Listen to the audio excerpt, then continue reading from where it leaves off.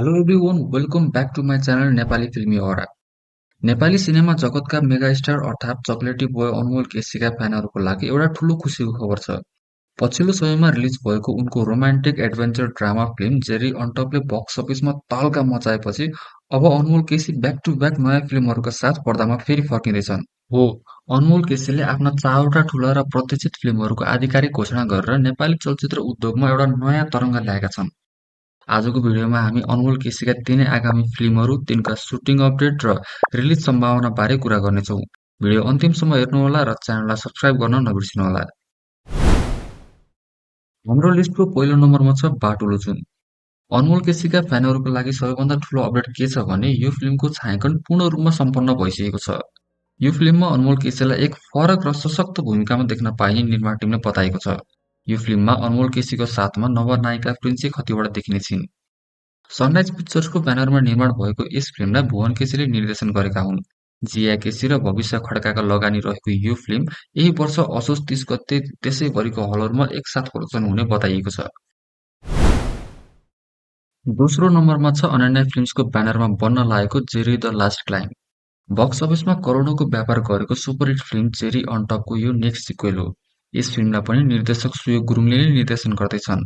सरोज न्यौपानेको निर्माण रहने यो फिल्ममा फेरि एकपटक हिमाल, एडभेन्चर र एउटा मन छुने लभ स्टोरीलाई पर्दामा उतारिनेछ। अहिले यस फिल्मको प्री प्रोडक्सनको काम तीव्र गतिमा भइरहेको हुनाले यो फिल्म 2027 को मध्य वा अन्तिमतिर आउने अनुमान लगाउन सकिन्छ। नम्बर 3 मा छ नेपाली फिल्म इन्डस्ट्रीको एउटा सफल फ्रेन्चाइज ए मेरो हजुर 5।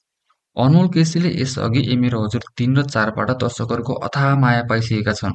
झरना थापाको निर्देशन र सुहाना इन्टरटेनमेन्टको ब्यानरमा बन्ने यो फिल्मको घोषणाले नै फ्यानहरूमा ठूलो कौतूहलता जगाएको छ। यसपटक फिल्मको कथा झनै विशेष हुने बताइएको छ। निर्माता सुनिल कुमार थापाको लगानीमा निर्माण हुन लागेको यो फिल्म 2027 को कुनै ठूलो चाडपर्वको अवसर पारेर रिलिज गर्ने लक्ष्य राखिएको छ।